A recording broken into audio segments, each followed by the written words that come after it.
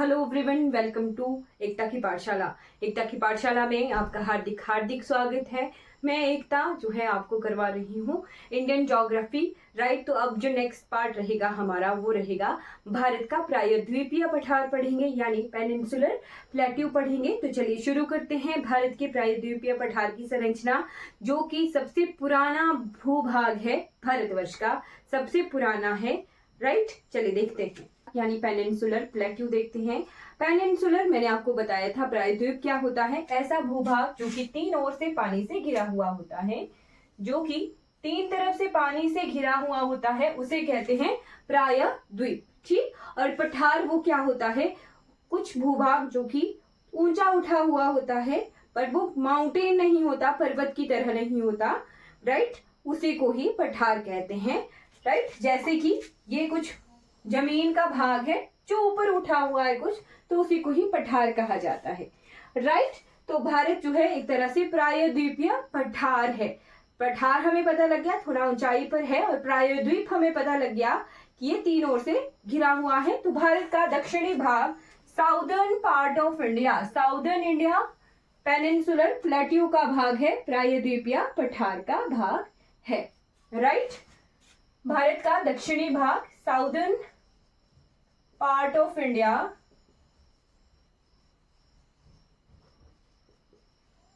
दक्षिणी भाग जो है पेनिनसुलर प्लेट्यू है।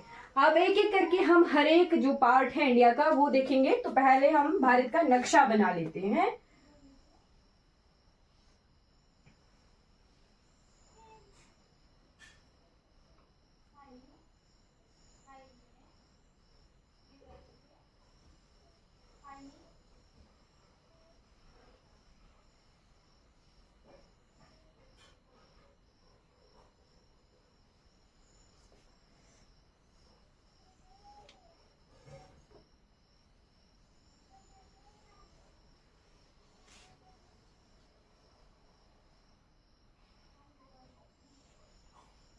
ओके, तो ये रहा इंडिया का मैप। और इंडिया का मैप में जो हमारा ये साउदर्न पोर्शन है, इतना भाग हम कवर कर चुके हैं।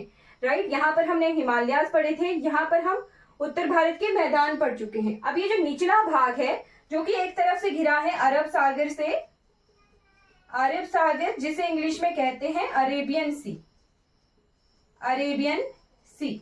यहाँ पर है इंडियन ओशन, इंडियन ओशन यानी हिंद महासागर। महासागर क्यों? क्योंकि ऐसा भूभाग जो कि बड़े बड़े महाद्वीपों के साथ टच हुआ होता है, उसे ही हिंद महासागर कहते हैं।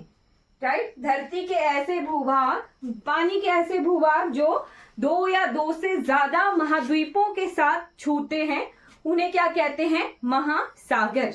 राइट, और फिर यहाँ हिंद महासागर है, ये हमें क्लियर है। ये लक्षद्वीप आइलैंड्स हैं। राइट, और फिर यहाँ हमें मिलता है श्रीलंका। ठीक है, फिर यहाँ हमें मिलते हैं अंडमान एंड निकोबार आइलैंड्स। ठीक है, तो ये इसी तरीके से लाइन वाइज हमें मिलते हैं।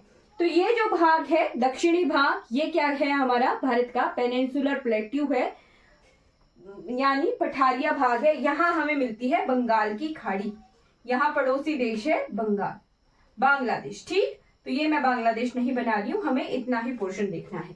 अब यहाँ पे हमें क्या क्या चीजें मिलती हैं वो एक एक करके हमने देखना है। तो पठार के भाग हमें अलग अलग से मिलते हैं। सबसे पहले देखिएगा अलग अलग से पठार, यहाँ पर बिल्कुल बीच में ये जो पठार है इसे कहते हैं सेंट्रल हाईलैंड्स। ठीक है, भारत का मध्य उच्च प्रदेश। ठीक है, इसको क्या नाम दिया? मध्य उच्च प्रदेश, सेंट्रल हाईलैंड। राइट, यहां पे भी कुछ अलग अलग चीजें हैं, वो मैं आपको बताऊंगी इसके अंदर क्या क्या आता है। बट अभी के लिए देख लीजिए, यहाँ जो पहाड़ियां हैं ये वाली, इसकी कुछ एक्सटेंशन दिल्ली तक जाती है। राइट, दक्षिण की तरफ ये थोड़ा चौड़ा है, और उत्तर की तरफ जाते हुए, नॉर्थ की तरफ जाते हुए ये इसकी चौड़ाई कम हो जाती है। तो ये कौन से माउंटेन्स हैं? ये हैं अरावली, अरावली पर्वत, अरावली पर्वत श्रृंखलाएं हैं। राइट, राजस्थान, हरियाणा और दिल्ली तक ये मिलते हैं। कुछ पार्ट इनका गुजरात तक भी है। गुजरात, राजस्थान, हरियाणा, दिल्ली तक ये हमें मिलते हैं अरावली। अरावली के बाद हमें जो मिलते हैं वो यहां है एक प्लेट्यू, ये कुछ इस तरीके से ये फैला हुआ है, इसे कहते हैं डेक्कन प्लेट्यू।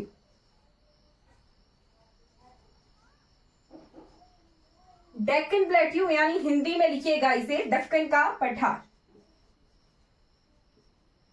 दक्कन का पठार। इसके 3 भाग हैं, वो मैं आपको बताऊंगी, बट अभी के लिए यहां लिख लीजिए। ये कहां, यहां पर कौन सा पठार है? दक्कन का पठार। यहां एक पठार हमें मिलता है, यहां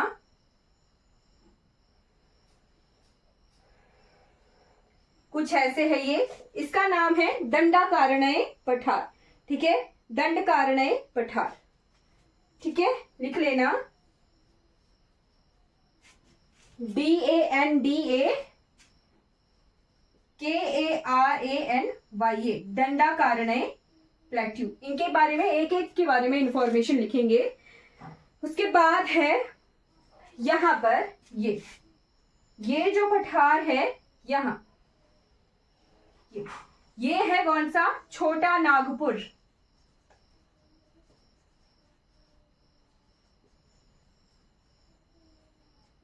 इसके भी भाग देखेंगे, बट मेनली यहां छोटा नागपुर है।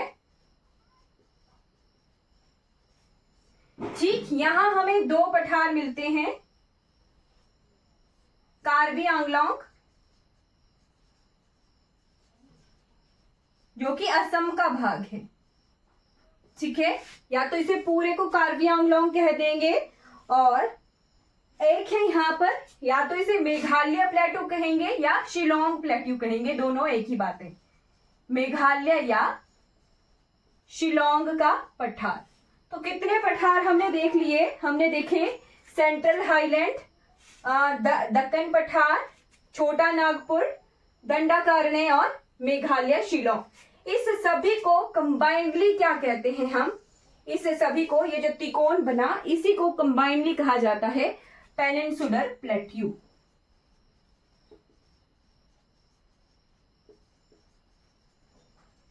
ठीक है, यहीं पर ही हमें विंध्याचल और सतपुड़ा की पहाड़ियां मिलेंगी। यहीं पर हमें वेस्टर्न घाट भी मिलेंगे, ईस्टर्न घाट भी मिलेंगे, यानी पश्चिमी घाट भी मिलेंगे और पूर्वी घाट भी मिलेंगे। सारी नदियां जो प्रायद्वीपीय नदियां हैं वो यहीं पर मिलेंगी। तो ये जो तिकोना भाग हमने बनाया था, ये क्या कहलाया? ये कहलाया भारत का प्रायद्वीपीय पठार यानी पेनिनसुलर प्लेट्यू। अब एक एक के बारे में इंफॉर्मेशन जो है लिखते हैं। अब आपको ये जगह पता चल गई ना कि कहाँ कहाँ लोकेटेड है। अब इसके बाद इनके बारे में एक एक के बारे में इंफॉर्मेशन लिखते हैं। सबसे पहले हम अरावली माउंटेन रेंजेस के बारे में कुछ जो चीजें हैं वो लिखेंगे। यहाँ पर हमें मेवाड़, यहाँ एक और प्लेट्यू है, यहाँ मालवा लिख लेना आप। मालवा अलग से है। जो सेंट्रल हाईलैंड है, यहाँ पे हमें जो सेंट्रल प्लेट्यू है, सेंट्रल इंडियन प्लेट्यू, भारत का मध्य पठार, मेवाड़ पठार जो राजस्थान की तरफ एक्सटेंशन है, यूपी की तरफ हमें बुंदेलखंड मिलता है। ठीक है, बाघेलखंड प्लेट्यू मिलते हैं। तो एक एक के बारे में देखेंगे अब, बट इतना आपने नोट कर लिया होगा आई होप। अब इसके बाद एक एक के बारे में हर एक जो इंपॉर्टेंट इंफॉर्मेशन है वो देखते हैं। राइट, तो चलिए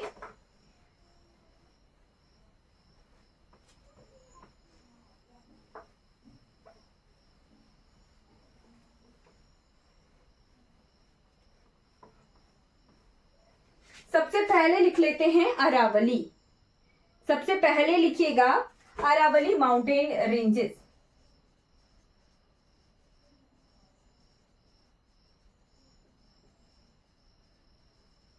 ठीक है, अरावली पर्वत श्रृंखलाएं, इसके बारे में इंफॉर्मेशन हम यहीं कलेक्ट कर लेंगे। जितनी भी इंफॉर्मेशन जो हमारे लिए इंपॉर्टेंट है वो हम यहीं देख लेंगे। राइट, चलिए लिख लीजिए ये कहां से कहां तक फैला हुआ है। ये फैला हुआ है राजस्थान से लेके गुजरात तक। राइट, लिखिएगा। साउथ में, दक्षिण में राजस्थान गुजरात से लेके दिल्ली तक। दिल्ली में जो हमारे कुछ एक हिल्स हैं वो अरावली की ही एक्सटेंशन मानी जाती हैं। ठीक, गुजरात के अगर लिखना हो पालनपुर से लेके दिल्ली के मजनू टीला तक ये फैला हुआ है। राइट, उसके बाद नोट करना है कि दिल्ली की जो रायसीना पहाड़ियां हैं वो अरावली की ही एक्सटेंशन है। दिल्ली की रायसीना पहाड़ियां ये इन्हीं का ही भाग है। क्यों इंपॉर्टेंट है? क्योंकि यहाँ पर जो है बहुत इंपॉर्टेंट बिल्डिंग्स हैं। हम देखते हैं कौन सी हैं। जैसे राष्ट्रपति भवन,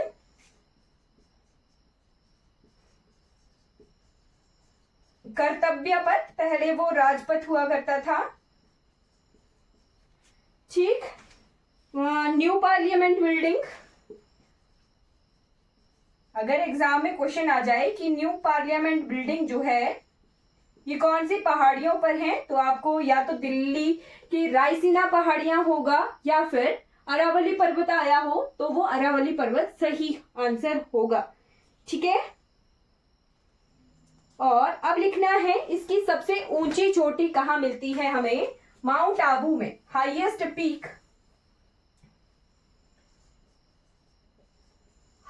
पीक कहां मिलती है? माउंट आबू में मिलती है इसकी सबसे ऊंची चोटी, जिसका नाम क्या है? तो इसका नाम है गुरु शिखर। गुरु शिखर जो पर्वत चोटी है वो सबसे ऊंची हाईएस्ट जो चोटी है अरावली की वो है। और इसकी हाइट भी लिख सकते हो आप, 1722 मीटर इसकी हाइट है। एग्जाम में मैच द फॉलोइंग में, मैच द कॉलम में हम एक एक की ऊंची ऊंची चोटियां देखेंगे, राज्य वाइज, स्टेट वाइज हम देखेंगे। इसको जो है आप दो तरीके से लिखना, अरावली की सबसे हाईएस्ट पीक, साथ में राजस्थान की भी सबसे हाईएस्ट पीक, दोनों चीजें लिखिएगा। Highest peak of Aravali as well as highest peak of Rajasthan. Right, उसके बाद नोट कर लेना है ये जिला कौन सा पड़ता है, तो सिरोही जिला पड़ता है। और एग्जाम में अभी कुछ दिन पहले पीजीटी के एग्जाम में ये मंदिर आए थे, दिलवाड़ा टेम्पल्स, दिलवाड़ा मंदिर कहां पर है? तो यही अरावली पर्वतों के पास ये लोकेटेड है, राजस्थान के सिरोही डिस्ट्रिक्ट में ये है। सिरोही जिला है, वहां पर दिलवाड़ा के मंदिर हैं। तो ये एग्जाम में क्वेश्चन आया हुआ था। राइट, चलिए अब इसके बाद एक नदी है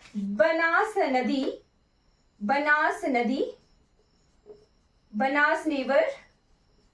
ये अरावली को दो भागों में काटती है। इट कट्स अरावली, जैसे हम पढ़ते हैं ना हिमाचल प्रदेश में लारजी में ब्यास नदी जो है धौलाधार को काटती है, तो इसी तरीके से ये भी क्वेश्चन आ सकता है कि कौन सी नदी जो है अरावली पर्वत को दो भागों में काटती है, तो वो है जी बनास नदी।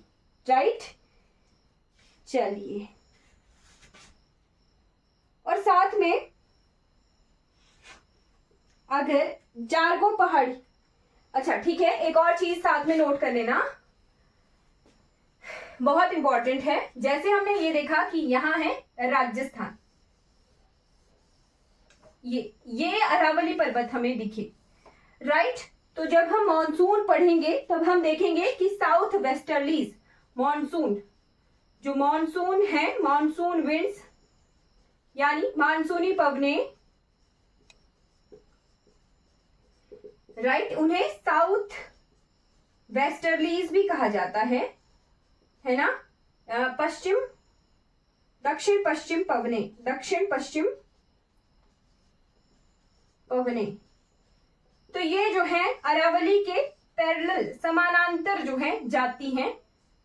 ठीक है, समानांतर जाती हैं। ये जो विंड्स होती हैं अपने साथ ह्यूमिडिटी कैरी करके लाई होती हैं, वो जो है अगर किसी पर्वत से टकराएंगी नहीं तब तक बारिश नहीं होती है। ध्यान दीजिए, वेस्टर्न घाट में ऊंचे पठार हैं, वो जो है इस डायरेक्शन में है ऐसे, तो ये यहाँ पर टकराएंगे तभी बारिश होती है वेस्टर्न घाट में सबसे ज्यादा।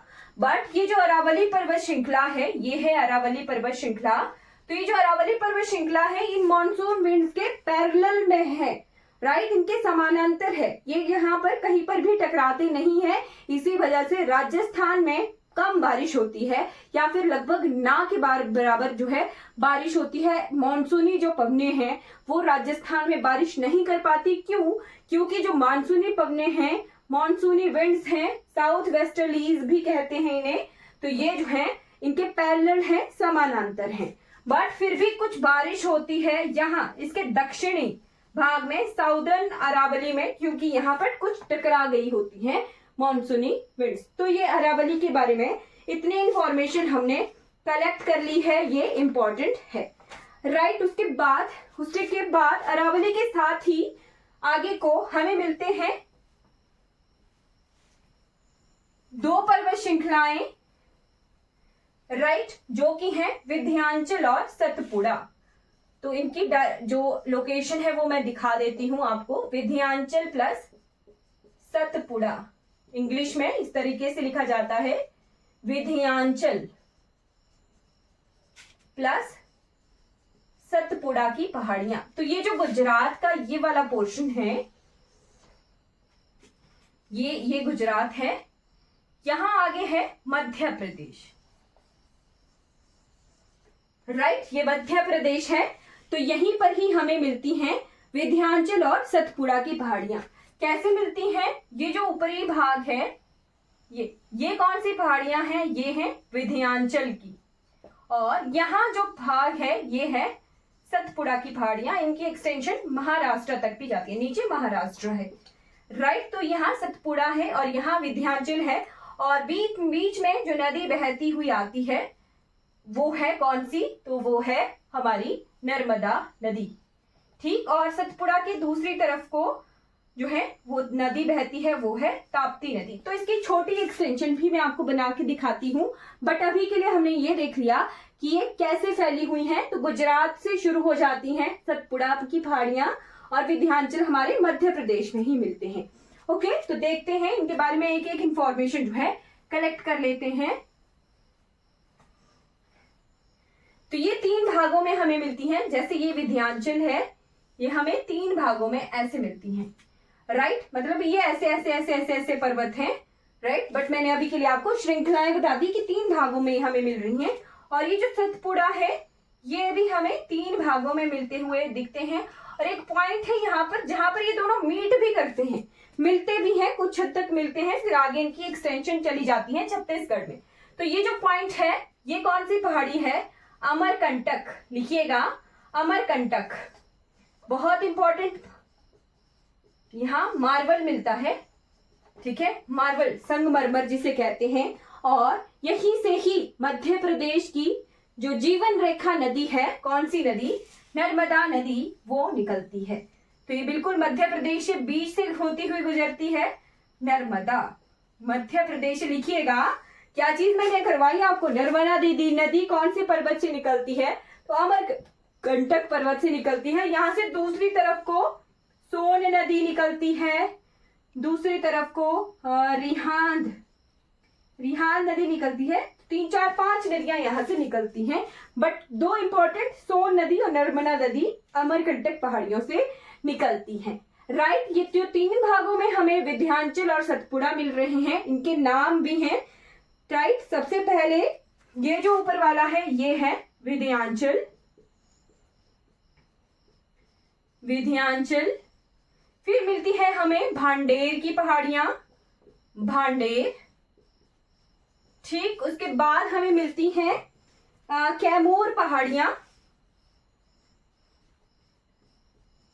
कैमूर, ठीक। और ये जो सतपुड़ा है ये भी 3 भागों में मिलता है। नीचे है राजपीपला हिल्स, जो कि गुजरात से शुरू हो जाते हैं, राजपीपला। और ये एग्जाम में क्वेश्चन आया था, शायद एनटी के एग्जाम में आया था या एचएस के एग्जाम में आया था ये ही हिल्स थे और इन्हें जो है अरेंज करने को बोला था पश्चिम से पूरब की तरफ। सतपुड़ा की पहाड़ियां थी, राइट, और सतपुड़ा से ही समानांतर आगे तक जाती हुई पहाड़ियां थी और उन्हें कहा था कि आपको वेस्ट से लेके ईस्ट तक, पश्चिम से लेके पूरब तक जो है अरेंज करना है। 1 2 3 4 ऐसे जो है नाम दिए गए थे। तो सबसे पहले हमें नॉर्थ, सबसे उत्तरी जो मिलते हैं वो मिलते हैं राजपीपला। इससे पहले भी पहाड़ियां हमें गुजरात में मिलती हैं, वो हैं गिर की पहाड़ियां, गिर माउंटेन्स, गिर माउंटेन। बट जब हम आगे मालवा पठार पढ़ेंगे वो, बट अगर वेस्ट से लेके ईस्ट तक अरेंज करना हो तो ऐसे है, पहले गिर है, फिर राजपीपला है, उसके बाद महादेव की पहाड़ियां हैं, महादेव जी की पहाड़ियां हैं, राइट, महादेव हिल्स हैं, और महादेव के बाद मैकाल हिल्स हैं, मैकाल पर्वत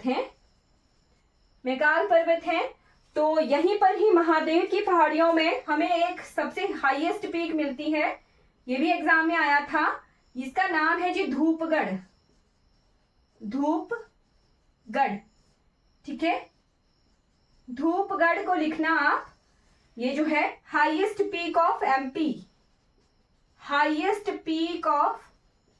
एमपी, मध्य प्रदेश की सबसे ऊंची चोटी है धूपगढ़, ठीक है।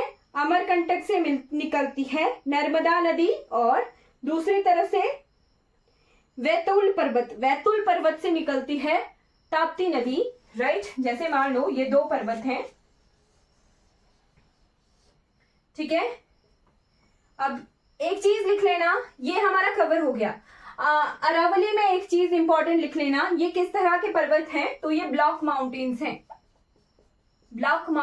हैं, ठीक है, ब्लॉक पर्वत हैं, ब्लॉक माउंटेन्स हैं, क्लियर, ओके। ये जो ब्लॉक माउंटेन्स हैं, ये इनको हिंदी में क्या कहते हैं वो मैं आपको बता दूंगी, बट अभी के लिए यहाँ पर ये जो नर्मदा रिवर है, मान लीजिए इस पर्वत के बीच में बह रही है, इन पर्वतों के बीच में बह रही है नर्मदा नदी। ये देखिए ऐसे डायरेक्शन है इसकी, ठीक है, ये पर्वत है, इनकी डायरेक्शन ऐसे है, और यहाँ आ रही है इन पर्वतों के बीच से ताप्ती नदी। ये जो बीच की घाटी है, मान लो ये मैंने ऐसे बनाया, इसकी डायरेक्शन ऐसे बनाई, ये आगे को आ रही है, ठीक है। तो ये जो बीच में जिस घाटी में बह रही है वो है रिफ्ट वैली। तो जो नदियां घाटियों में बहती हैं, रिफ्ट क्या, प्लेट ऑफ टेक्टोनिक्स की वजह से यहाँ पर कुछ घाटी बन गई है, खड्डा टाइप बन गया है, उससे थोड़ा गैप पड़ गया है, जो प्लेट्स है वो थोड़ी नीचे धंस गई है, और ये जो है भ्रंश घाटी में बहती हुई नदियां हैं, भ्रंश घाटी में ये बहती हैं, रिफ्ट वैलीज में बहती हैं, दोनों ही, नर्मदा भी और ताप्ती भी, ठीक है। ये मिलती नहीं है कहीं, बीच में पहाड़ की श्रृंखला है, राइट। ये है सतपुड़ा, यहाँ जो है वो है बालाघाट रेंजेस हैं, बालाघाट हिल्स हैं, और इस तरफ कौन सा है, विंध्याचल, ठीक है। आपको वेस्ट से लेके ईस्ट से वेस्ट की तरफ की डायरेक्शन बता रही हूं मैं 3D इमेज बना के। ये जो नर्मदा और ताप्ती हैं, ये कौन सी घाटियों में बहती हैं, भ्रंश घाटी में बहती हैं, नोट कर लीजिए। और साथ में ये भी, वैसे तो हम ये डिस्कस कर ही चुके हैं कि ये जो नदियां हैं नर्मदा और ताप्ती, ये दोनों डेल्टा का निर्माण नहीं करती हैं, लिख लीजिएगा, इंपॉर्टेंट है यहाँ से। उसके बाद हम सेंट्रल हाईलैंड पढ़ेंगे, यानी भारत का उच्च, ओके। तो ये हो गई नर्मदा नदी और ताप्ती नदी, राइट। चलिए अब इसके बाद हमें करनी है, अच्छा, अब इसके बाद 24 मिनट तो सेंट्रल हाईलैंड हो जाएगा। चलिए देखते हैं इसमें कौन कौन से पठार हैं। सेंट्रल हाईलैंड लिख लेना, भारतीय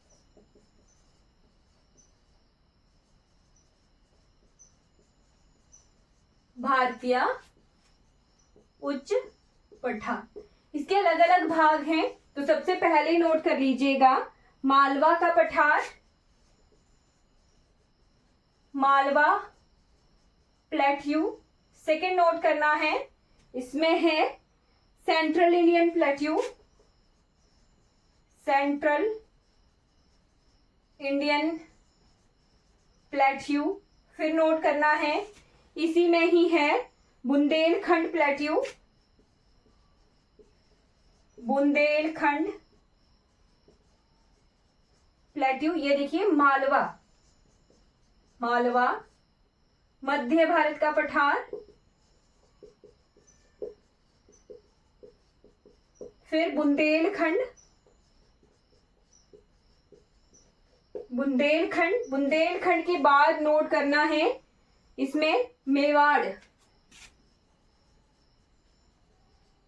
मेवाड़, मेवाड़ प्लेट्यू। 5वें नंबर पे नोट करना है रीवा पन्ना प्लेट्यू, रीवा पन्ना पठार,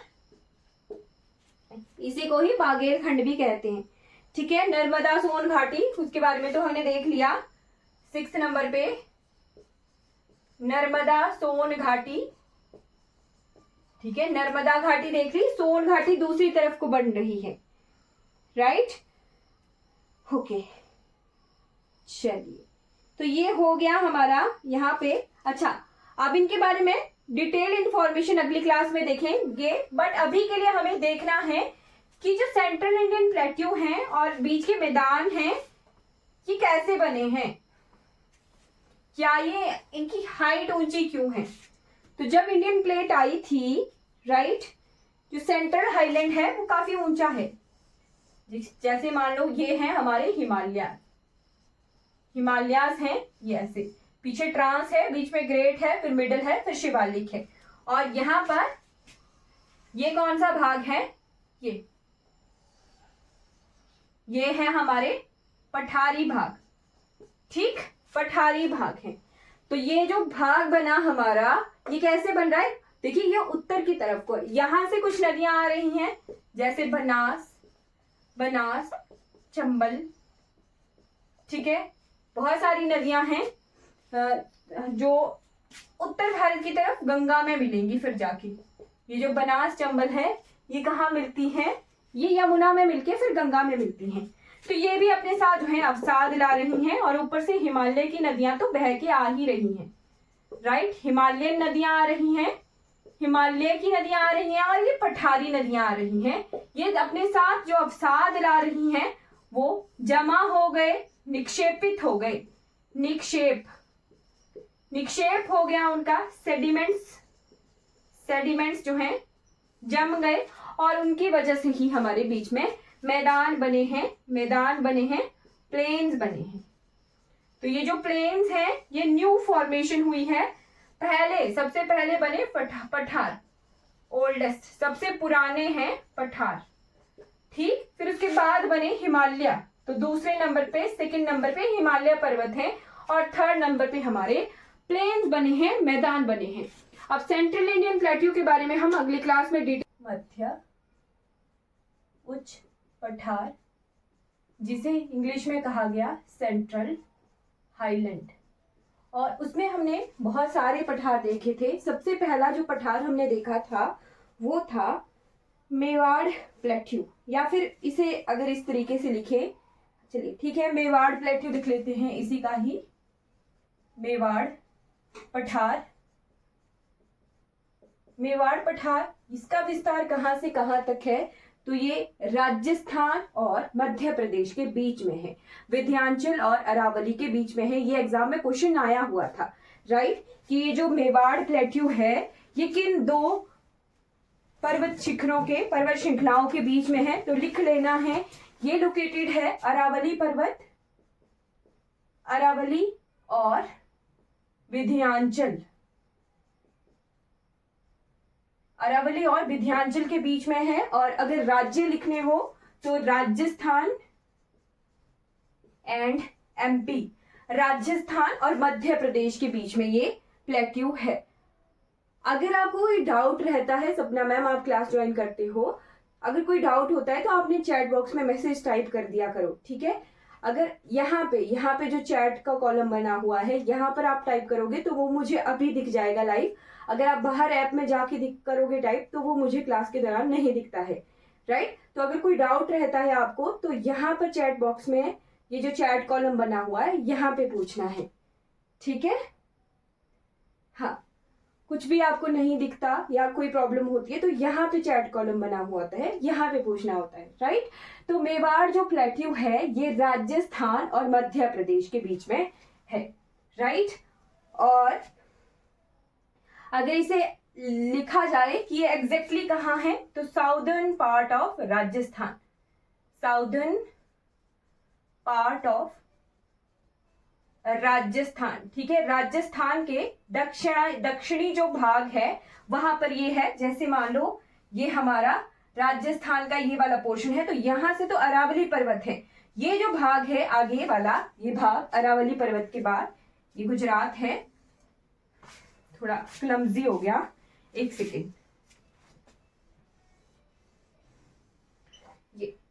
ये है गुजरात और ये ऊपर को राजस्थान है। तो राजस्थान का ये हिस्सा इधर अरावली है, ठीक है, और इधर एमपी है। तो ये जो प्लेट्यू बीच में बन रहा है ये मेवाड़ प्लेट्यू है, ठीक है, राइट। मेवाड़ के बाद लिखेंगे हम दूसरा प्लेट्यू, दूसरा पठार, वो है सेंट्रल इंडियन प्लेट्यू। दूसरा कौन सा है? सेंट्रल इंडियन प्लेट्यू, यानी मध्य भारत का पठार। और ये जो मैंने लिखा ना अरावली और विंध्याचल, ये स्टेटमेंट वाइज क्वेश्चन भी आया हुआ था, तो जो क्वेश्चन में लगा देती हूं आपको, स्टार लगाकर लिख लिया कीजिए, क्योंकि वो उस तरीके से क्वेश्चन आए होते हैं। ये जो है ये कहां से कहां तक फैला हुआ है, तो एमपी एंड छत्तीसगढ़, ठीक है। ये जो मध्य प्रदेश वाला हिस्सा है और इधर को छत्तीसगढ़ है, राइट। तो ये जो सारा पोर्शन है ऐसे छत्तीसगढ़ है, ये सारा पोर्शन छत्तीसगढ़ से लेके मध्य प्रदेश का ये सेंट्रल इंडियन प्लेट्यू यानी मध्य भारत का उच्च पठार है। यहीं पर ही मैं आपको बता देती हूं, यहीं पर ही एमपी से इस तरफ को तो राजस्थान है, ठीक, ऊपर को यूपी है। तो ये जो यूपी वाला भाग है यहाँ पे दो प्लेट्यू हमें दिखेंगे ऐसे, एक तो दिखेगा बुंदेलखंड, बुंदेलखंड, ठीक है, बुंदेलखंड, बुंदेलखंड यानी जो झांसी, ठीक है, हम पढ़ते हैं ना खूब लड़ी मर्दानी, वो तो उसमें है ये बुंदेल शब्द, राइट। तो ये झांसी वाला जो पोर्शन है वो बुंदेलखंड, BUNDHEL, बुंदेलखंड, ठीक है। और जो छत्तीसगढ़ और झारखंड वाला पोर्शन है यहाँ बिहार झारखंड छत्तीसगढ़, यहाँ पर बाघेलखंड है, बाघेलखंड। बाघेलखंड जो है यूपी का कुछ हिस्सा है। तो यहाँ पे तीन प्लेट्यू हम देख रहे हैं, एक है सेंट्रल इंडियन यानी मध्य भारत का पठार, बुंदेलखंड और बाघेलखंड, ऐसे तीन प्लेट्यू हैं। और यहीं पर ही ये जो प्लेट्यू है ये कौन सा है? दंडाकारण्य, दंडाकारण्य का पठार, ठीक है, दंडाकारण्य पठार। तो इनके बारे में हम एक एक के बारे में इंफॉर्मेशन नोट करते हैं, बट अभी के लिए आपने ये देख लिया कि जो चारों पठार है ये एक साथ आपस में जुड़ रहे हैं, राइट। चलिए इनके बारे में कुछ इंफॉर्मेशन लिखते हैं। ये जो मध्य भारत का पठार है ये शुरू कहां से होता है? तो ये एमपी, राजस्थान का कुछ हिस्सा, छोटा सा हिस्सा राजस्थान का भी, जैसे ये मैंने अब बनाया था यहाँ, तो ये ऐसे है, ठीक है। तो मध्य प्रदेश के लिए एमपी, राजस्थान के लिए मैं RAJ लिख रही हूं, राजस्थान, गुजरात का भी थोड़ा सा हिस्सा, महाराष्ट्र का भी, मतलब जैसे फैला हुआ था ना थोड़ा सा एक्सटेंशन, कोई भी पर्वत होता है तो उसकी जो तलहटी होती है, तलहटी पे जो घाटी होती है वो काफी दूर दूर तक फैली होती है। कोई भी गांव होता है मान लीजिए जहां पर बहुत सारे घर होते हैं, तो एक आध घर काफी दूर भी हो तो उस घर के पास जो गांव होता है उसका गांव का नाम भी वही होता है, चाहे वो बहुत सारे घर एक साथ हो या एक घर दूर हो, राइट। तो उसका नाम तो एक ही होता है गांव का। वैसे ही अगर ये प्लेट्यू है, सेंट्रल इंडियन प्लेट्यू है, तो इसकी एक्सटेंशन दूर तक ये एलोंगेशन है, काफी दूर तक ये फैले हुए हैं। तो मध्य प्रदेश, राजस्थान, गुजरात, महाराष्ट्र तक इनका विस्तार है। 4 राज्य, total 4 states, total 4 states, right. सबसे ज्यादा ये मध्य प्रदेश में है, इसीलिए मैंने मध्य प्रदेश ही बनाया। सबसे ज्यादा ये कहां पर है? एमपी में है, मध्य प्रदेश में है, राइट। एमपी की हाईएस्ट पीक हमने लास्ट क्लास में भी देखी थी, धूपगढ़, ठीक, ये मध्य प्रदेश की सबसे हाईएस्ट पीक है, साथ में नोट कर लेना है, ठीक है, मध्य प्रदेश की धूपगढ़। और अगर अगर अगर कहा जाए कि जो सेंट्रल इंडियन प्लेट्यू है, मध्य भारत का पठार है, इसकी सबसे ऊंची चोटी कहाँ पर है, तो इसकी सबसे ऊंची चोटी गुजरात में पड़ती है, ठीक है। मध्य भारत के उच्च पठार की सबसे ऊंची चोटी जो है गुजरात में पड़ती है, जिसका नाम क्या है, जिसका नाम है शिंगार, ठीक है, लिख लीजिएगा, शिंगार चोटी है। एग्जाम में कई बार मैच द कॉलम आते हैं तो वहां पर ये हेल्प करने वाला है। शिंगार चोटी है 881 मीटर इसकी हाइट है। और सेंट्रल इंडियन प्लेट्यू की मध्य प्रदेश में ये जो है इसकी हाईएस्ट पीक है, इसी की ही हाईएस्ट पीक है सेंट्रल इंडियन प्लेट्यू की सबसे ऊंची, जो कि गुजरात में है। अगर मध्य प्रदेश में लिखी जाए तो मध्य प्रदेश में जानापाव की पहाड़ियां, जानापाव की जो पहाड़ियां हैं वो मध्य उच्च पठार में सबसे ऊंचा भूभाग है सेंट्रल इंडियन प्लेट्यू का, मध्य भारत का पठार। ये जो जानापाव पहाड़ियां हैं ये इंपॉर्टेंट क्यों हैं, क्योंकि यहां से इंपॉर्टेंट नदी एक निकलती है जो कि है जी चंबल रिवर। चंबल जो नदी है वो निकलती है जानापाव की पहाड़ियों से, नोट कर लीजिएगा, इंपॉर्टेंट है, एग्जाम में पूछ लिया जाता है। चंबल नदी कहां से निकलती है, तो जानापाव की पहाड़ियों से निकलती है, चंबल रिवर, ठीक है। और गुजरात में ये जो मध्य भारत का पठार है, यहाँ पर कौन सी मिट्टी मिलती है, तो यहाँ पर पाई जाती है ब्लैक सॉइल, काली मृदा,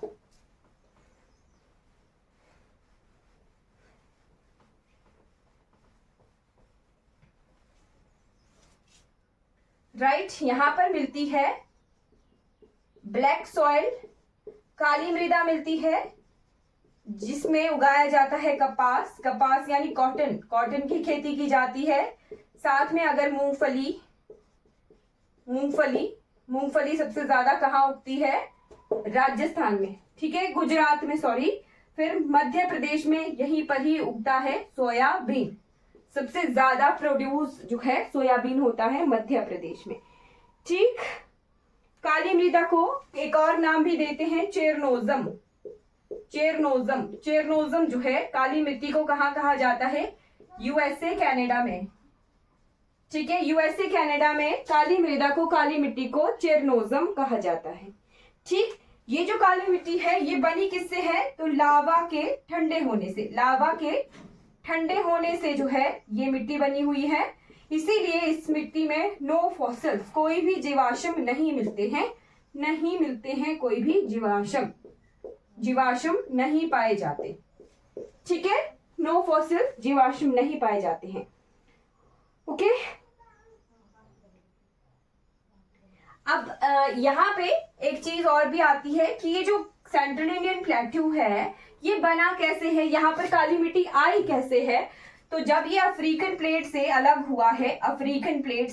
हुआ था, भारत की प्लेट जो थी अफ्रीकन प्लेट से अलग हुई थी, तो यहाँ पर क्या हुआ था, यहाँ पर जब लावा, देखिए धरती के अंदर अगर लावा है उसे कहते हैं मैग्मा, ठीक। बट जब वो धरती से बाहर आ जाता है, फैल जाता है, या फिर कोई वोल्केनो ज्वालामुखी विस्फोट हो जाता है, तो उसे कहा जाता है लावा। दो अलग अलग शब्द हैं, जब वो धरती पर आ रहा है तब वो लावा है, धरती के अंदर है तो वो मैग्मा है। तो ये लावा जो है निकल गया और कुछ क्षेत्र में ये फैल गया, और इसी लावा के ठंडे होने से ये ब्लैक सॉइल बनी है, राइट। ये गर्म होकर ठंडा हुआ है, इसीलिए यहाँ पर कोई जीवाश्म नहीं मिलते हैं। साथ ही में इसका जो ब्लैक कलर है, ये ब्लैक कलर किसकी वजह से है, तो इसका ब्लैक कलर जो है टिटैनीफेरस मैग्नेटाइट की वजह से है, टिटैनीफेरस मैग्नेटाइट की वजह से जो है, फेरस आयरन होने की वजह से ये ब्लैक सॉइल में काला रंग है, ठीक। अब इसके बाद अगला प्लेट्यू पढ़ते हैं, अगला है रीवा पन्ना का पठार। थर्ड लिख लीजिए रीवा पन्ना। रीवा पन्ना यानी वही जो बाघेलखंड हम बोल रहे थे, बाघेलखंड प्लेट्यू, उसी को ही रीवा पन्ना बोला गया। पन्ना की तरफ को ये है, छत्तीसगढ़ से मिलता हुआ, राइट। तो ये जो है नर्मदा घाटी, नर्मदा जहां से निकलती है, ठीक है, नर्मदा घाटी के नाम से भी जाना जाता है, नर्मदा घाटी। और साथ में यहां पर ग्रेनाइट, ग्रेनाइट मिलता है, राइट। तो ये आ गया रीवा पन्ना प्लेट्यू। अब इसके बाद अगला प्लेट्यू पढ़ते हैं,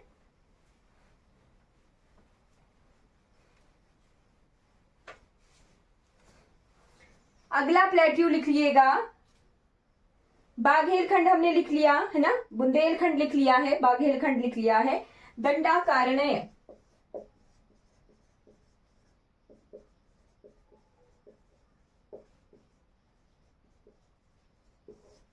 राइट, दंडाकारण्य प्लेट्यू, ठीक है। छत्तीसगढ़, ओडिशा और आंध्र प्रदेश, छत्तीसगढ़, ओडिशा और आंध्र प्रदेश तक ये फैला हुआ है। इसके भी 3 भाग हैं वैसे, राइट, इसके भी 3 भाग हैं ऐसे। छत्तीसगढ़ में जो मिलता है उसे कहते हैं बस्तर, बस्तर का पठार, बस्तर का पठार। फिर उसके बाद जो ओडिशा की तरफ है उसे कहते हैं कालाहांडी, कालाहांडी जिले है ना, कालाहांडी कोरापुट, जहां कोयला वगैरह मिलता है, तो कालाहांडी कोरापुट जो क्षेत्र है ओडिशा में वो, ठीक। और यहाँ पर मिट्टी कौन सी मिलती है, तो रेड येलो सॉइल, लाल पीली मिट्टी मिलती है। लाल पीली मिट्टी का भी क्या मतलब होता है, जब मिट्टी ड्राई है, सूखी है, तो वो रेड कलर की होती है, अगर वो गिल्ली हो जाती है, वेट हो जाती है, तो वो पीली हो जाती है, इसीलिए इसे रेड येलो सॉइल कहते हैं। यहाँ पर सबसे ज्यादा बॉक्साइट मिलता है जी, एल्यूमिनियम की ओर होती है बॉक्साइट। ये जो कालाहांडी कोरापुट है ना, यहाँ पे बॉक्साइट मिलता है। बॉक्साइट होता क्या है, तो एल्यूमिनियम की ओर होती है जी, एल्यूमिनियम की ओर यानी एल्यूमिनियम का आयशक होता है, जिससे बॉक्साइट जो है निकाला जाता है, ठीक। तो ये कोरापुट जो क्षेत्र है उड़ीसा का, वहां सबसे ज्यादा बॉक्साइट भी यहीं से ही निकलता है, सर्वाधिक बॉक्साइट भी यहीं से ही निकलता है उड़ीसा से। वैसे हम मिनरल वाले चैप्टर में इसे कवर करेंगे। और ये जो लाल पीली मिट्टी है, ये राइस की कल्टीवेशन के लिए, चावल के लिए जो है अच्छी होती है, ठीक। उसके बाद दंडाकारण्य से थोड़े आगे झारखंड वाला जो क्षेत्र है, वहां पर मिलता है छोटा नागपुर प्लेट्यू, ठीक। 7th नंबर पे छोटा नागपुर प्लेट्यू। ये जो झारखंड है, ऐसे है ना झारखंड, तो झारखंड का ये जो पठार है, ये सारा कहलाता है छोटा नागपुर। इसका भी अलग अलग भाग है, जैसे ऊपर जो पोर्शन है ये वाला, यहाँ पे झारखंड का, इसे कहते हैं हजारीबाग। हजारीबाग का क्वेश्चन आया था कि हजारीबाग जो पठार है वो कहाँ पड़ता है, तो झारखंड और बिहार में ये फैला हुआ है, ठीक है। झारखंड, हजारीबाग, हजारी के बाद झारखंड की कैपिटल, तो बीच में है, यहां जैसे वैसे, यहां जैसे ये है रांची का पठार, रांची प्लेट्यू, ठीक है। हजारीबाग, रांची राजधानी क्षेत्र झारखंड का। और सबसे नीचे है कोडरमा पठार, सबसे नीचे जो ये है वेस्ट बंगाल से लगता हुआ ये है कोडरमा पठार, ठीक है।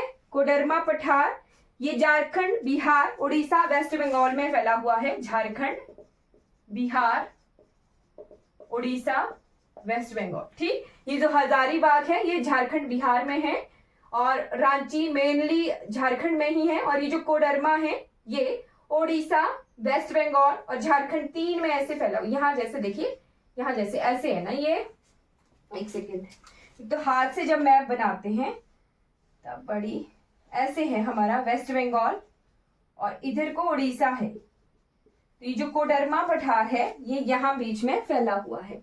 ठीक, चलिए अब ये जो हजारीबाग है यहीं पर ही झारखंड की सबसे ऊंचा जो क्षेत्र है पारसनाथ वो मिलता है। पारसनाथ चोटी भी अगर कहें, पारसनाथ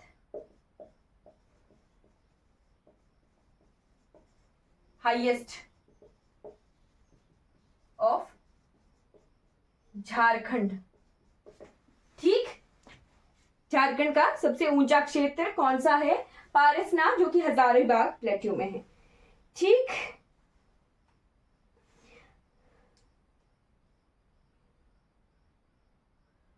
अच्छा ठीक है, यहीं पर ही हमें इसी क्षेत्र में से निकलती है एक नदी, दामोदर नदी। ठीक है, वैसे हम रिवर सिस्टम में इसे कवर करेंगे, करने की जरूरत नहीं है यहाँ पे, बट फिर भी यहां से निकलती है दामोदर नदी। ठीक है, जो कि हुगली की सहायक है। तो दामोदर नदी पर फर्स्ट नदी घाटी परियोजना जिसे कहते हैं, पहली नदी घाटी परियोजना, पहली रिवर वैली प्रोजेक्ट है ना, नदी घाटी परियोजना इसी दामोदर घाटी में मिलती है, दामोदर नदी पर। ठीक, रिवर वैली प्रोजेक्ट, पहला रिवर वैली प्रोजेक्ट इसी दामोदर घाटी पर मिलता है। और क्यों? क्योंकि आजादी के बाद, आफ्टर इंडिपेंडेंस, आजादी के बाद ये पहला ऐसा नदी घाटी है जहां पर कार्य शुरू हुआ था 1948 के आसपास। ठीक है, शुरू हो गया था ये काम। ठीक, यहीं पर ही छोटा नागपुर को कहते हैं, छोटा नागपुर को कहते हैं रुर। रुर क्या है? रुर जर्मनी का एक शहर है, RUHR। रुर कहते हैं छोटा नागपुर को। इसका कंपैरिजन किससे किया गया है? जर्मनी का शहर है रुर। ठीक है, जहां पर सबसे ज्यादा कोयला मिलता है। ठीक है, कोयला मिलता है। ठीक है, कोयला होने की वजह से इसे ब्लैक फॉरेस्ट भी कहा जाता है। राइट, वैसे ही भारत में, इंडिया में सबसे ज्यादा जो मिनरल्स हैं, खादान हैं, वो हमें मिलते हैं छोटा नागपुर में, इसीलिए इसे भारत का रुर कहते हैं। कंपैरिजन किया है कि जर्मनी में जैसे रुर शहर है, ये शहर है, जगह है, प्लेस है जहां पर सबसे ज्यादा कोयला मिलता है, तो जर्मनी के रुर से कंपेयर किया है इंडिया के छोटा नागपुर को, इसीलिए इसे भारत का रुर कहा जाता है, छोटा नागपुर प्लेट्यू को। ठीक है, अब इसके बाद ये कंप्लीट हो गया। सबसे ज्यादा मिनरल मिलते हैं यहाँ पर, रिच इन मिनरल्स लिख लेना, सबसे ज्यादा खनिज,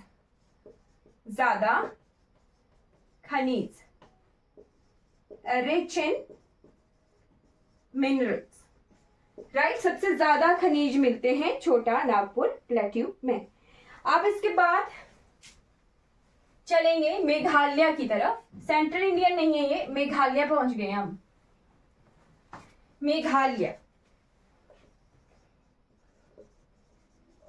मेघालय को शिलोंग पठार भी कहा जाता है।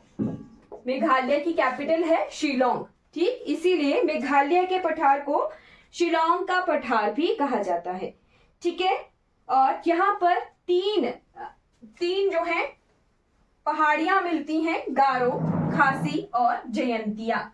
ठीक है, हम पढ़ रहे थे छोटा नागपुर, तो ये जो छोटा नागपुर है यहाँ पर हमें पहाड़ियां मिलती हैं जिनका नाम है राजमहल की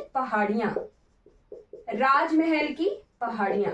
ठीक है, जो गुजरात में हमने पढ़ी थी वो थी राजपीपला। डिफरेंस है, गुजरात में थी राजपीपला और यहाँ पर है राजमहल की पहाड़ियां। ठीक है, राजमहल की पहाड़ियों पर क्या हुआ है, जैसे धरती के नीचे मैग्मा है वो मूव हो रहा है, बार बार लगातार जो है मूव हो रहा है, जिसकी वजह से जो प्लेट्स है हमारे ऊपरी भाग है धरती का वो भी मूव होता रहता है। तो उसकी वजह से क्या हुआ, प्लेट्स के मूव होने की वजह से यहाँ पर धरती का कुछ भाग नीचे चला गया है और कुछ भाग जो है ऊपर रह गया है। ठीक है, तो जो जहां पर धरती का कुछ भाग नीचे चला जाता है उसे कहते हैं गैप। ठीक है, तो यहाँ पर जो है मालडा गैप है। मालडा जगह कहाँ है, बांग्लादेश में। ठीक है, तो क्या हुआ है, जो बांग्लादेश है वो नीचे धंस गया है। ठीक है, बांग्लादेश नीचे धंस गया है, हमारे भारत थोड़ा ऊंचाई पर है और बांग्लादेश जो है नीचे धंस गया है। तो मालडा राजमहल जो है पहाड़ियां भारत में पड़ेंगी और मालडा जो है बांग्लादेश में पड़ेगा। उसी में ही आगे कॉन्टिन्यूएशन में जो है आगे कौन सा है, मेघालय है। ठीक है, मेघालय है। क्या हुआ, बांग्लादेश नीचे धंस गया है तो यहाँ पे गैप पड़ गया, ये कॉन्टिन्यूएशन में ही था प्लेट्यू पर बीच में गैप पड़ गया, इसीलिए इस गैप को जो है क्या कहते हैं, मैंने आपको बताया यहाँ पर 3 पहाड़ियां हैं, गारो, खासी और तीसरी है जयंतिया। तो इसका नाम दिया है यहाँ पे, जैसे गारो है, खासी है और तीसरी है जयंतिया। ठीक है, तो यहाँ पर क्या नाम दिया है, राजमहल यहाँ है, मालडा यहाँ है, गारो यहाँ है, तो इसे कहते हैं राजमहल गारो गैप। भारत के ही नाम लिखने हो तो ये बन गया राजमहल गारो गैप, या फिर अगर बांग्लादेश का ही नाम देना हो तो इसे कहते हैं मालडा गैप। ये किसका गैप है, पेनिनसुलर प्लेट्यू, प्रायद्वीपीय भारत से मेघालय शिलोंग के पठार को ये मेन मुख्य भूमि से अलग करता है, ये वाला भाग। ठीक है, तो ये कवर हो गया। अब देखते हैं गारो, खासी, जयंतिया। गारो, खासी, जयंतिया 3 जो पहाड़ियां हैं, इन्हीं 3 पहाड़ियों पर यहाँ पर जनजातियां भी हैं। 3 पहाड़ियां भी हैं और इन्हीं के नाम पर यहाँ पर जनजातियां भी रहती हैं।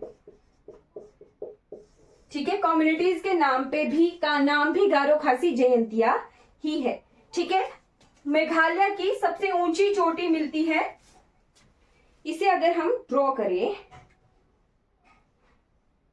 अच्छा ठीक है कोई बात नहीं, मेघालय की सबसे ऊंची चोटी है गारो में, जिसका नाम है नोक्रेक। नोक्रेक, नोक्रेक, नोक्रेक जो है हाईएस्ट ऑफ मेघालय। तो कुछ कुछ देश प्रदेशों के स्टेट्स के हम हाईएस्ट पॉइंट भी देख रहे हैं, राइट।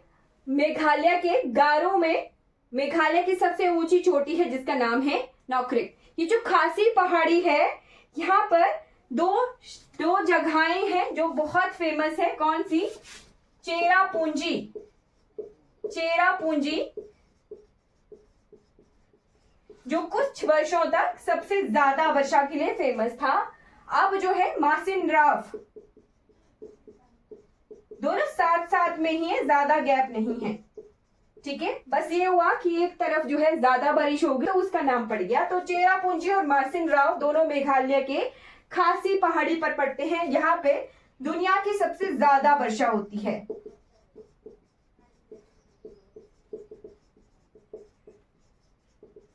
ठीक है, दुनिया की सबसे ज्यादा वर्षा कहाँ होती है, यहीं पर। और इसी की ही एक्सटेंशन है फिर आगे, ये कंप्लीट हो गया। मेघालय से हमने यही पढ़, इतना ही पढ़ना है। ठीक है, इसी की एक्सटेंशन हमें कैसे मिलती है, ये ऐसे है। ठीक है, पीछे को असम है। ठीक है, ये पीछे को असम है। ठीक है, तो ये जो प्लेट्यू है ये असम तक फैला हुआ है। यहाँ मतलब ये जो भाग है असम का, इसे भी हम पेनिनसुलर प्लेट्यू का भी पार्ट बोलेंगे। असम में मैदान भी है और पठारी भाग भी है, तो जिसका नाम है कार्बी आंगलोंग। कार्बी आंगलोंग, ये जो है मैथ्स का कॉलम में क्वेश्चन आया हुआ था कि कार्बी आंगलोंग पठार जो है कहाँ पर है, तो असम में है। यहाँ पर 2 पहाड़ियां मिलती हैं जो इम्पोर्टेंट है असम की, मिच्छर और रेंगमा। असम की दो पहाड़ियां कौन सी हैं? मिखिर और रेंगमा। ठीक है, मिखिर और रेंगमा। ठीक है, तो ये असम से हो गया। असम के पठार को क्या कहा? कार्बी आंगलोंग।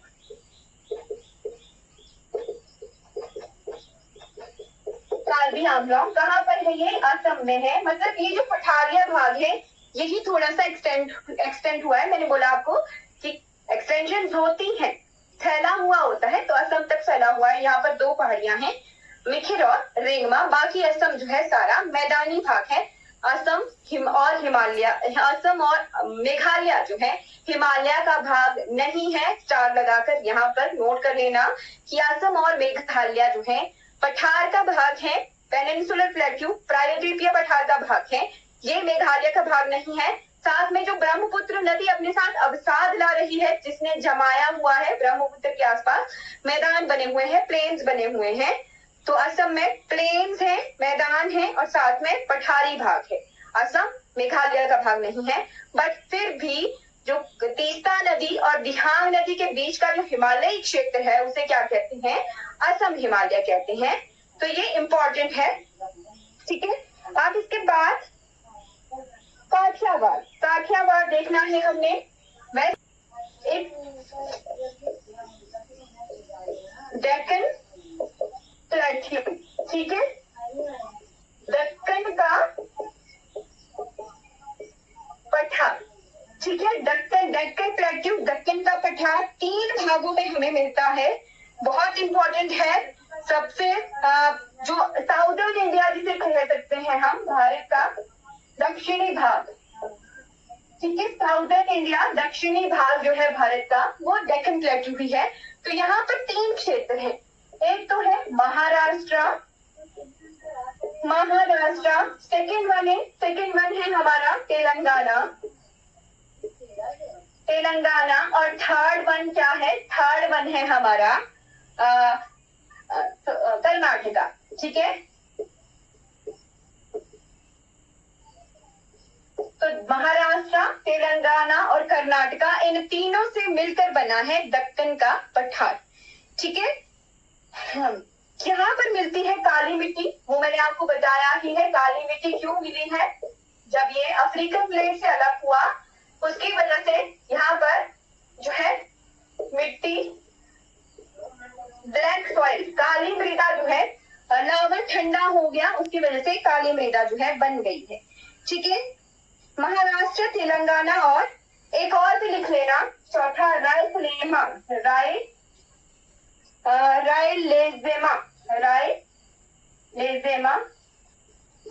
ठीक है, रायलेजेमा। डेक्कन ट्रैप भी इसे कहते हैं, इंग्लिश में इसे डेक्कन ट्रैप भी कहते हैं, डेक्कन ट्रैप भी कहते हैं। ज्वालामुखी के लावा से इसका निर्माण हुआ है। ठीक है, महाराष्ट्र में यहां से जो है 2 नदियां निकलती हैं, बहुत इंपॉर्टेंट, लिख लीजिए। जहां पर एक पीक है त्र्यंबकेश्वर, कलसुबाई के पास है ये, Kalsubai, highest peak of Maharashtra. ठीक है, त्र्यंबकेश्वर के पास से निकलती है बूढ़ी गंगा, जिसे कहते हैं गोदावरी। तो जो गोदावरी नदी है सबसे पुरानी नदी है भारतवर्ष में बहने वाली। ठीक है, भारतवर्ष में बहने वाली सबसे पुरानी नदी है गोदावरी।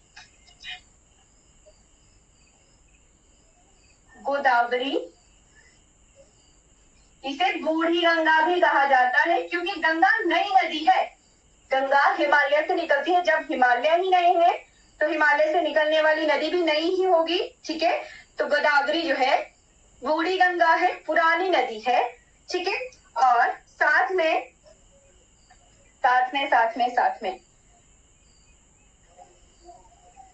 चलिए यहां से कुछ और लिखना हो अगर, तो अब इसके बाद जो नेक्स्ट है यहीं पर ही एक और, महाबलेश्वर। महाबलेश्वर जो पर्वत शिखर है वहां से निकलती है कृष्णा नदी। कृष्णा नदी तो ये महाराष्ट्र से निकलती है दोनों, ठीक है, महाराष्ट्र से निकलती है। अब इसके 3 हिल्स भी मिलती हैं। सबसे पहले अजंता अलोरा यहाँ पर मिलती है। अच्छा, यहाँ नाम ही लिखो इनके, कोई बात नहीं, लोकेशन रहने दो।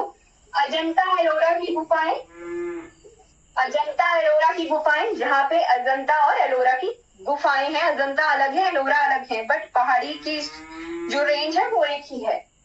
सतमाला, सतमाला हिल, सतमाला हिल ये केवल और केवल महाराष्ट्र में ही है, सतमाला, ठीक है।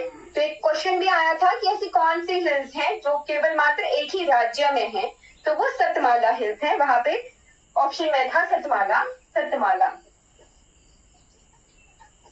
फिर उसके बाद Harishchandra hills, Harishchandra hills, Harishchandra hills भी कहाँ पर है, महाराष्ट्र में है। अब इसके बाद लिखिए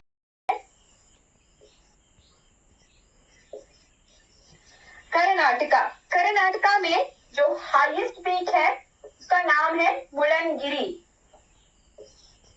मुल्लनगिरी। यहाँ पे आप गिरी पहाड़ियों के साथ गिरी नाम आएगा, ठीक है, मुल्लनगिरी। मुल्लनगिरी की पहाड़ी सबसे ऊंची चोटी है, हाईएस्ट पीक ऑफ कर्नाटका, सबसे ऊंची चोटी, हाईएस्ट पीक, ठीक। उसके बाद यहाँ पर एक पहाड़ी है जिसका नाम है खुदरेमुख, खुदरेमुख। इसको मैं पढ़ाऊंगी आपको, कैसे मैप पर पढ़ाऊंगी, बट अभी के लिए लिख लो। जब हम नदियां पढ़ेंगे वहां पे मैं आपको बताऊंगी मैप की हेल्प से।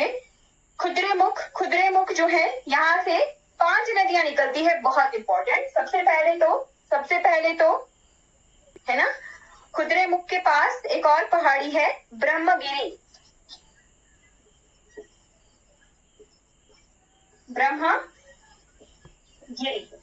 खुदरेमुख क्यों इंपॉर्टेंट है, जो हम कोलार गोल्डफील्ड, कोलार की सोने की खदानें पढ़ते हैं वो यहाँ पर है। कोलार की सोने की खानें वो खुदरेमुख के पास ही है, ठीक है। और यहाँ पर आयरन भी मिलता है, लोहा भी मिलता है। ब्रह्मगिरी के पास से नदियां निकलती हैं, कावेरी, यहाँ से निकलती हैं 5 नदियां, कावेरी, कावेरी, तुंग, तुंग, तुंग अलग है, भद्रा अलग है, आगे जैसे ये मिल जाती है। तुंग नदी निकलती है, भद्रा निकलती है, शरावती, शरावती नदी भी निकलती है, ठीक है। और शरावती नदी वही नदी है जिस पर भारत का सबसे ऊंचा झरना है, हाईएस्ट वाटरफॉल, ऊंचा झरना जिसे गैरसोपा भी कहते हैं, गैरसोपा भी कहते हैं, भारत का सबसे ऊंचा झरना, ठीक है। भारत का सबसे ऊंचा झरना जो है जोग वाटरफॉल इंग्लिश में कहते हैं। ओके, यहाँ से कावेरी, तुंग, भद्रा, शरावती इतनी नदियां निकलती हैं। फिर अब आ जाइए आंध्र प्रदेश की तरफ। जो हम तेलंगाना प्लेट्यू पढ़ रहे थे वो 2 भागों में है, ऊपर आएगा तेलंगाना और नीचे आएगा आंध्र प्रदेश, ठीक है। तो ये जो प्लेट्यू है, पहले आंध्र प्रदेश एक ही हुआ करता था, ठीक। जो कृष्णा नदी है इस प्लेट्यू को 2 भागों में काटती है, कृष्णा, ठीक है। कृष्णा जो है इसे 2 भागों में काटती है, ठीक। यहीं पर जो रायसलेमा मैं बोल रही थी वो रायसलेमा इसी का ही तीसरा भाग है,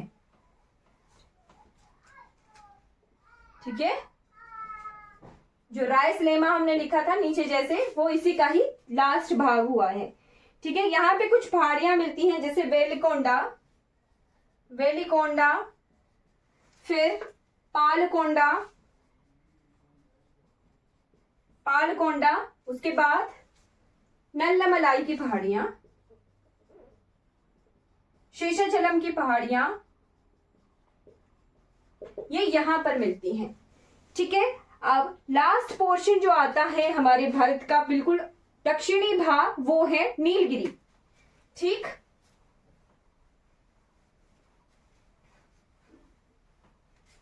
इसको क्लोज ही कर लेते हैं।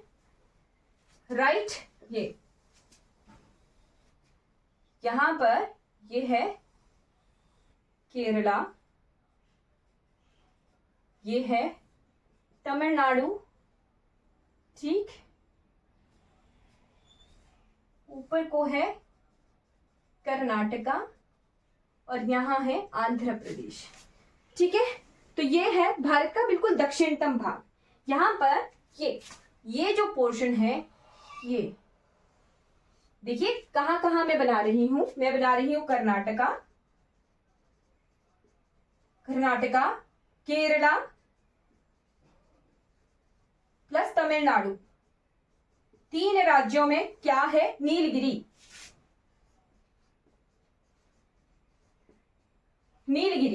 ठीक है, तो 3 राज्यों में है नीलगिरी। इसी को ही क्या कहते हैं? Meeting point of Western Ghat and Eastern Ghat. ठीक है, इसी को क्या कहते हैं? Meeting point of Western Ghat plus Eastern Ghat. तो ये हमारा दक्षिणतम भाग आ गया। बाकी यहां ये जो पोर्शन है, ये है कन्याकुमारी, यानी कैप कोमोरिन, भारत का साउदर्न मोस्ट पॉइंट, मुख्य भूमिका। ठीक है, मुख्य भूमिका साउदर्न मोस्ट पॉइंट कौन सा है? Cap Comorin. तो यहां पर हमने कंप्लीट कर लिया हमारा पेनिनसुलर भाग। ठीक है, एक एक प्लेट्यू को हमने बिल्कुल डिटेल में पढ़ लिया है। आई होप आपको ये क्लियर हो गया होगा। कोई भी डाउट रहेगा अब इसके बाद, क्लास के बाद, तो आपने चैट बॉक्स में पूछ लेना है। Thank you for watching.